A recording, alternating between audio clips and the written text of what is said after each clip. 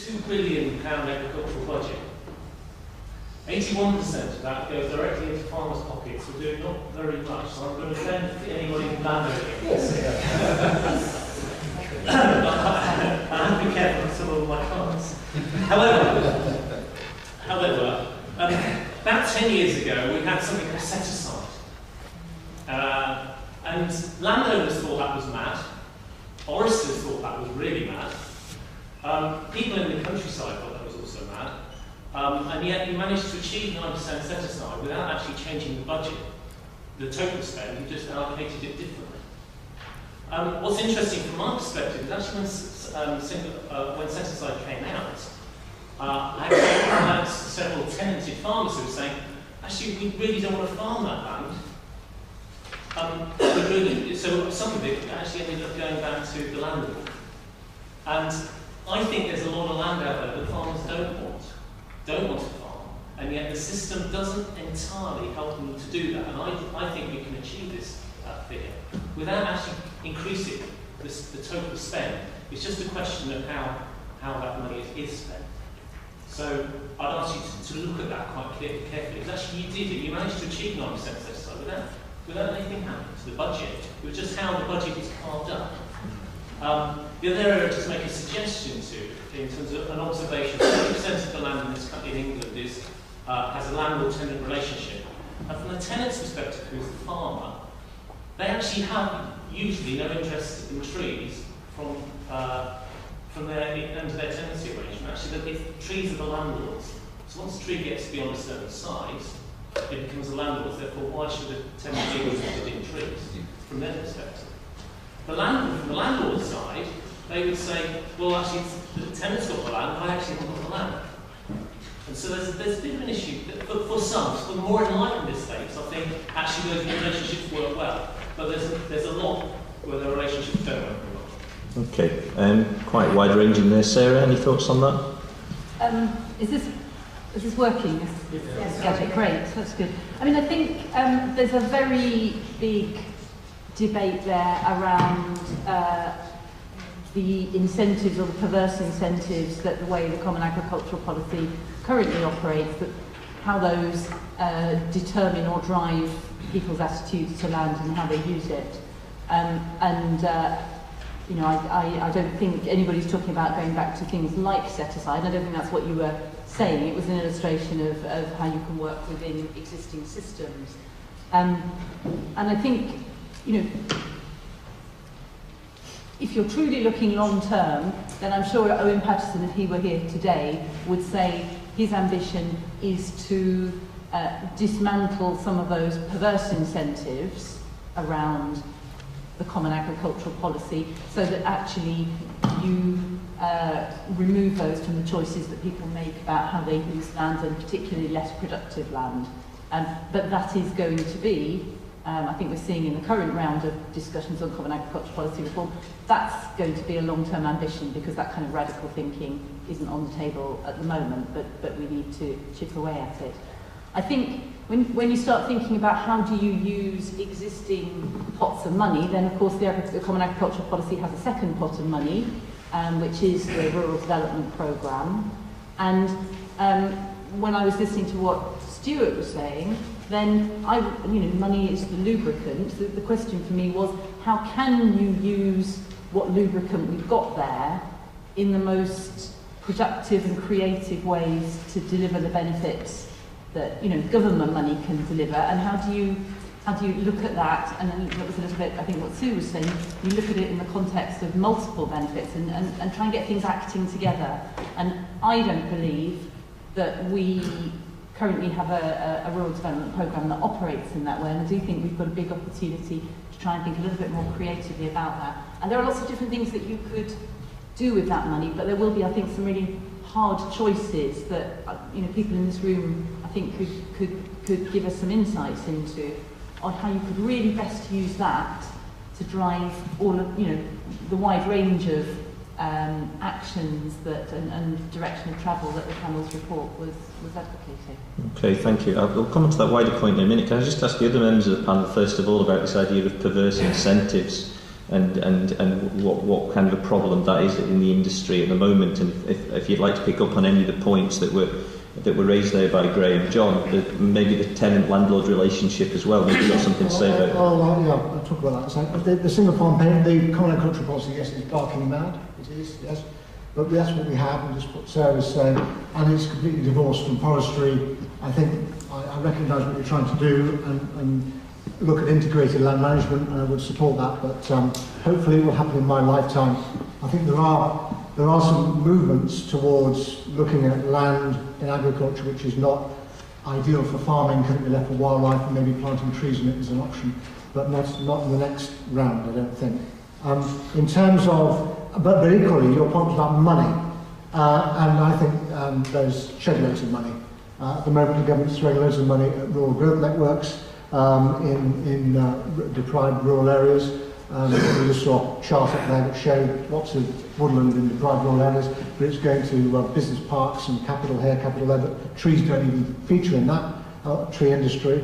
There's the local enterprise partnerships who are not tuned in to trees, and there's an opportunity there. The city deal, what's that got to do with trees? But there's loads of money going into big cities, we're talking about planting trees around them and all the economic benefits. So I think there's loads of money floating around. I would suggest you don't focus on the common agricultural policy because you will just crash and burn. But areas like I just suggested might be more opportunity, the money's there. In terms of landlord-tenant relationship, interesting, but tenant farmers are there to farm farmland, and on our estate we'd like to think we are enlightened in many ways, maybe not in every way. But in terms of the forestry, it's run by a professional forestry operation which manages the land which is suitable for forestry, which is land on slopes like that, and is not suitable for agriculture. So if you're saying there is talented land out there which would be better with forestry, there's an issue there about land value, there's an issue about productivity, and a whole range of other interesting points. And who manages it and who owns it.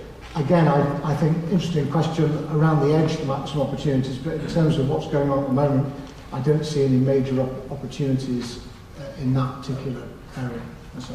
Sue? I'll just pick up on 2 points. I think I agree. The first is that I think we do need to find a more clever balance between agricultural and forestry grants, and I know that's a minefield, but my obsession, as you may have realised, is sort of upland areas and why there are so few trees across a lot of upland Britain.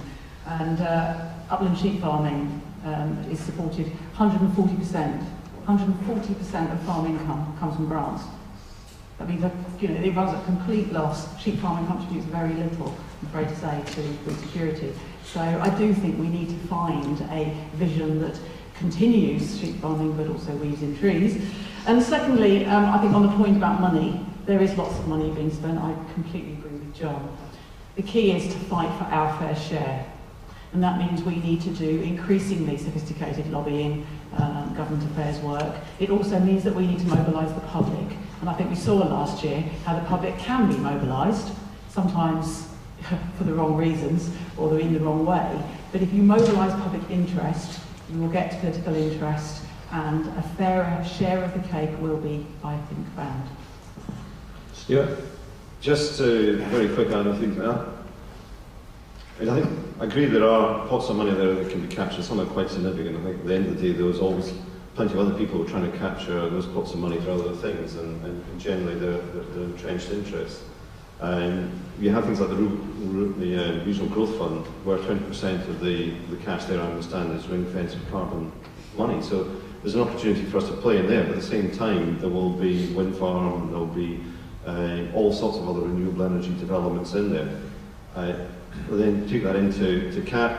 I take the point about being on that land, people might want to do other things with it, but the question then becomes one of, is the European Commission believe it has the legal base to be able to continue to pay somebody to be doing something which is not farming? And that's the big problem that we keep coming up against, which is that the perverse mechanisms are out there to stop somebody choosing forestry where that's the right thing to do. And I think we need to chip away at that. But what I look at those things and say, well, yes, we can be better and be more effective, there's pots of money at changing those opportunities. At the end of the day, those are going to make some improvements in some areas. If we're looking for a more comprehensive solution, then we've got to take it up another level. We've got to think differently. And that's the point I was trying to get over in my presentation, is let's look at creating those markets out there. Let's working down that in making the whole the way you manage your woodland simpler and easier to do, so it's a more attractive proposition. So what we're doing is starting to build in that self-financing financial sustainability into forestry, which will then keep us going and deliver for the future on a broader perspective, rather than just spending so much energy solely on how can we capture that pot of money here and change that thing here, which is going to take 30, 40 years to change. Okay, any specific points from the audience on funding, first of all, on these particular points? Guy in the striped shirt, first of all. Northern Forest Services. I'm involved in a project in Northumberland. One of the projects that we started working on, we've just recently secured 110 hectares on the outskirts of Hexham as a community interest project going forward. A mature estate woodland mixed Confor, lots of potential there for ongoing management. We're also looking to develop a heritage crafts and arts centre, delivering education, encouraging enterprise, local craftspeople, that kind of thing, to come and set up business there and set up a beacon really in the northeast, both for good forest management and for all of the other benefits we've been talking about. Are we going to be expected to fend for ourselves insofar as our government essentially saying we're not wanting to be playing as important a role in terms of holding people's hands through this, because we're already finding that obviously RVP funding is sort of dried up or in hiatus. We're already looking towards private sources of funding in order to do the project we want to do, which is fine. We want it to be a financially sustainable business in its own right. But are we then going to have, once we're actually delivering these things, which everybody's saying is such a good idea, are we then going to have people kind of piggybacking and going, oh, isn't this marvellous? Aren't they doing a great job? Without actually wanting to put anything into it to help in the first instance. Okay, I'll just take a couple more points before we put it back to the panel. Justin and then Richard. Just Mumford, East England Chair. Unfortunately, we don't have the poor quality land that you were mentioning, Stuart, in East England that we can plant upwood trees.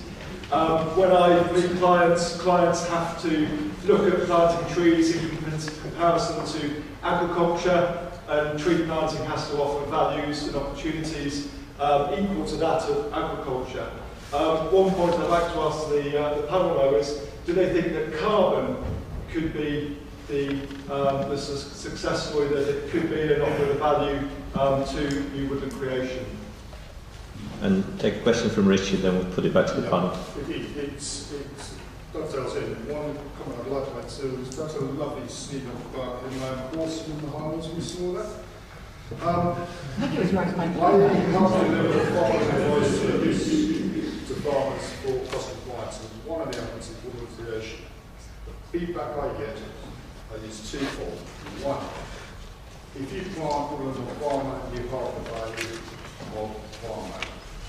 And the other main stumbling block is this threat from Europe that we're looking at 7% takeout of agricultural production on top of what we're doing. And this is one of the things I was hoping that we'll pass on perhaps it needs to be addressed. We want assurance is we're not going to be an additional 7%, although Jim Pace, I know Paul Christensen has said, but can we have assurance that we're not going to have this? Because it seems to me that woodland creation is better served being linked up with ELS, because ELS is providing some fairly good biodiversity. And bearing in mind that 6,000 years we've been managing the landscape, it wasn't for that we wouldn't have biodiversity in the first place. But can we have assurance that we're not going to be covered? And I think even Charles was beginning to say you can't have one size fits all, but one of the big stumbling blocks is this conception possibly, I hope it is, you're going to have an extra 7% taken out of production. Okay, I mean, Sarah Hendry, if I can take that point, but also this idea from the first questioner of the fear that organisations creating these multiple benefits might be left to fend for themselves in the early stages and not given the opportunity to really develop and realise their potential. If you can take on those 2 points, that'd be great. Yeah, no, I mean, that sounds like a wonderful project, and you know, there is, you point to sources of funding drying up, that there are still rounds going on of grant opportunities under the RDPE for things like that. What was very, I think we were almost overwhelmed by the response we had in the applications to the large grant scheme and the small grant scheme. And at that point, you have to pick and choose. There is a limited pot of money and you have to pick and choose. But there is still money going into those.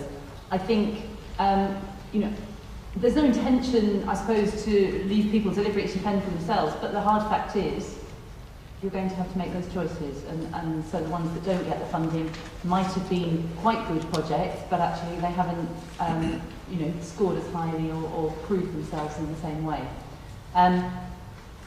I think on the point about how greening will work under the Common Agricultural Policy, I'd love to be able to give you some assurances on that. I can't. All I can give you assurances about is that ministers and officials are fighting damn hard to try and get something that is sensible, proportionate.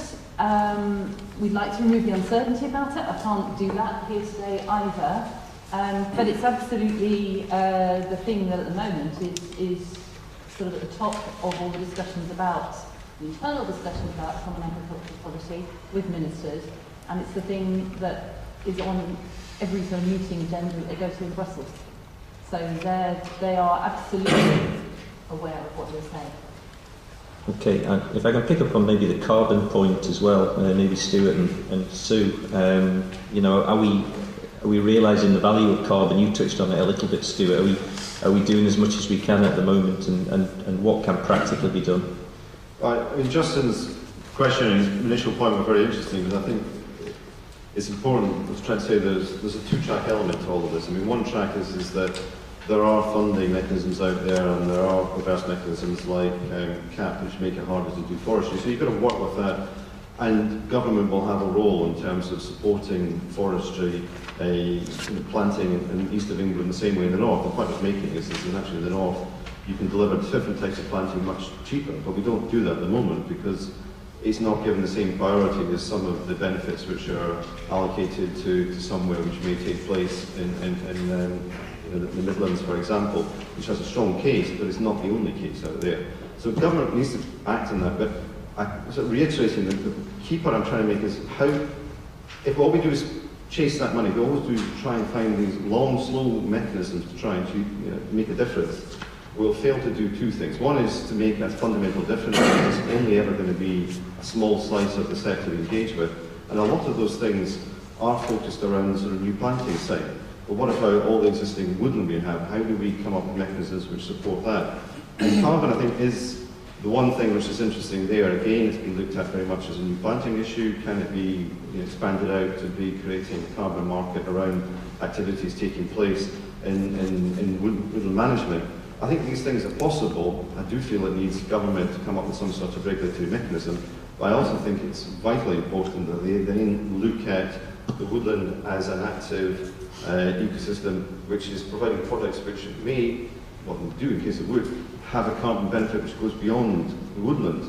So a lot of the difficulty we have just now is that the carbon thinking and calculations are based on what happens in the forest itself. So we've been pushing very hard, and the government's been very supportive in discussions in the follow-up to Rio and UN protocols to say, let's account for wood products, because until we start accounting for wood products, when you harvest wood, which is a good thing for the woodland, for biodiversity and all the other reasons, the carbon seen as being lost, so you have a carbon equation which works against you. So we need to look at these things, but we've got to make sure that we don't just focus in on individual issues and get caught up chasing individual pockets of money. We've got to be trying to find that better, more comprehensive future for the sector, which comes from broader policy initiatives. Sue, any comment particularly on carbon? Yeah, so I guess I can't offer any great answer to the question about carbon being the holy grail. We hope it will be. All we're doing is trying to find companies who, as part of their sort of CSR policies, are investing in reducing their environmental footprint. And so Waitrose, for example, is offsetting their home deliveries through tree planting with Carolift have created a carbon neutral forklift truck which is offset with tree planting. I mean, there are creative solutions out there if you work in partnership together, and increasingly a lot of companies are looking at reducing their environmental footprint, and I genuinely believe it is a desire. It's not just greenwash. And I think individuals, we've really struggled to find a carbon product that inspires lots of individuals to offset their carbon emissions. We are having a little bit of success with that, and we're going to try and push that more next year. So we are reaching, I guess, particularly people who fly a great deal. So somebody has just offset 1 million air miles, which he does every year with us. And if you can build a story around that, people are very interested in how they can offset either their the emissions that they can't reduce to zero, and offset their lifetime emissions. And there's some interesting work going on about that at the moment. So I think there's some positive things in the carbon story, but it's not yet a big answer to the woodland expansion that we aspire to. And just on the Hexham project, I think one of the key issues is that you need continued government leadership. I believe there is a huge demand out there for community involvement, be that community ownership and management, community volunteering in particular, but also social enterprise of one kind or another. And I think we need to do more to stimulate that demand, but there is also demand there. And because it is so complex working out how to deliver community projects, you do need the right encouragement from government, and you do need some seed corn funding. There are other sources of funding, but we will certainly continue to find community projects to get a share of the cake. Okay, thank you. John, very briefly. Yeah, we've got to move from subsidy to sound economics, and we're going to do that. And now's a real opportunity to start focusing on that in a global economic crisis, because that really does focus the mind. Businesses that go through the sort of recession we're seeing at the moment, normally the ones that survive will come out better businesses. I think on the carbon side of things, in terms of our report, we weren't in total cloud cuckoo land, but the view was, while all these brain power around government and ecosystem service markets, task force, natural capital committees, and God knows who else, look at forestry as an opportunity to test bed some of this, because the carbon cash won't work unless you have a working market, and that's what you have to get the head around, and that's going to take a little while. In the meantime, I'll pick up what Sue's saying. We've got to use competitive advantage and get businesses out there to see linking in with forest products and forest industry. They get competitive advantage. How we do that, that's up to entrepreneurs and people to look at, and I think there's some opportunities there. John Clegg first, then Tom at the back. As Sue has said, I think we're all aware in the current market that nobody is really planting up woodlands unless a specific charitable purpose in the private sector, as Justin said, doesn't stack up financially to go and take land out of agriculture to plant up. What is very interesting, and picking up on John's point, when the Forestry Commission started, for the first 5 decades of its life, they were acquiring land, planting woodlands, really into forestry creation. At the moment, we have the woodlands are the best protected environment we've got, replanting after felling, etc., but they are excellently protected. Is there not a remit whereby the Forestry Commission, with its vast capital assets, could reinvent itself and go back to releasing some of that capital to go and create new woodlands, which would not require government grants? Sir Andrew? Sorry, we're looking at what we do with the Forestry Commission, its assets, public forest estate is all part of the remit we've got in response to the planet. So those are the sorts of ideas then that you might look at once you've decided how you situate the public forest estate in the future. So, is there flexibility there? It's something we need to look at. Other panellists briefly, more freedom. I can see where you're coming from. I think maybe you have to declare an interest, obviously. But in here, carefully worded phrases and a lot of discussion. about the Forest Commission or Forest Enterprise being able to sell things around the edge and opportunities to buy and sell. There's enough flexibility there, depends how Sarah and the ministers use that flexibility in this very handy booklet to enable the sort of thing we're talking about within reason. To my view on that, and the other panel members have their view, was to enable Forest Enterprise to move out of areas, some areas, realise capital and spend that capital wisely somewhere else and not hand it back to the Treasury. That is in here, and that would be a new way of working, would allow some of the flexibility you're talking about. It's entirely up to the government how they respond, and you have now an opportunity to fill in the consultation form.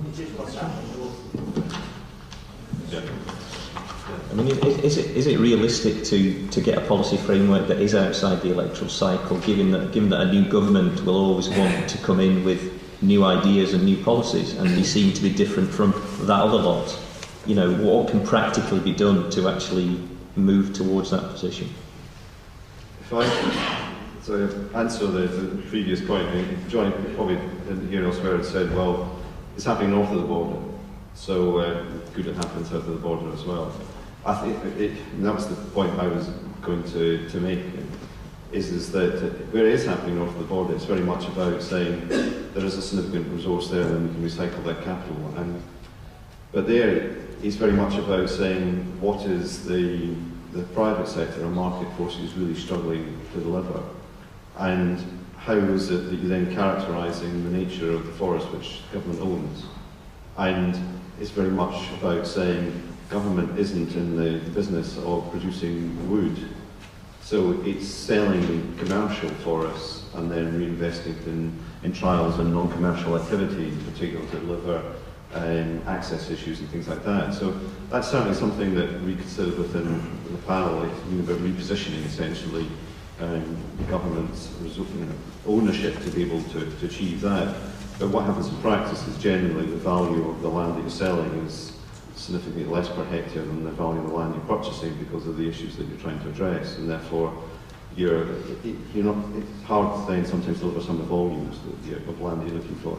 Interesting on David's challenge about is it possible to get that sort of long-term thinking. I mean, I'm more optimistic than that, because I think one of the difficulties we have as lobbying organisations, which actually helps in something like that, is we talk to parties prior to an election and say, well, what's your views on forestry? What are you going to do in forestry? And you can usually find somebody that you can talk to. And quite often, somebody who's very interested. But then when they boil down what they're going to put into the manifestos, increasingly manifestos are becoming smaller and smaller and more focused on individual priorities, is that the forestry opportunities drop off. And I think we've seen, for example, in agriculture, which is obviously far bigger than forestry in England, that these things are starting to drop off manifestos as well. So what you get is you get a party coming into power which doesn't have any manifesto commitments and doesn't have any developed thinking around forestry. And then they become a group of people who are very sort of open to whoever gets in the door first and sells them a good message. Now that for me is absolutely the opposite of what we're trying to achieve in sort of a long-term thinking, and part of the challenge we have. But can we, taking that sort of advantage where they're saying, yes, this is not going to be a do or die issue for us when we're developing manifestos, but we are then prepared to be saying it's therefore not less of a party political issue. Therefore we have more interest and more willingness to be able to talk to the guys over in the other parties about this and reach some consensus, because we don't have to then go into government and start looking 7 bells at each other. Okay, Sarah Henry's pulling a face there. I think she wants to make a point. Sorry, I don't disagree with any of that, but I think, in a sense, it's a simple answer. How do you take forestry out of the vicissitudes of short-term political cycles? Actually, is to get it out there, not to look to it being manifestos, because actually the government doesn't need to do very much about it. Actually, so I think it comes back to the point about how do you get forestry onto a footing where it is self-sustaining.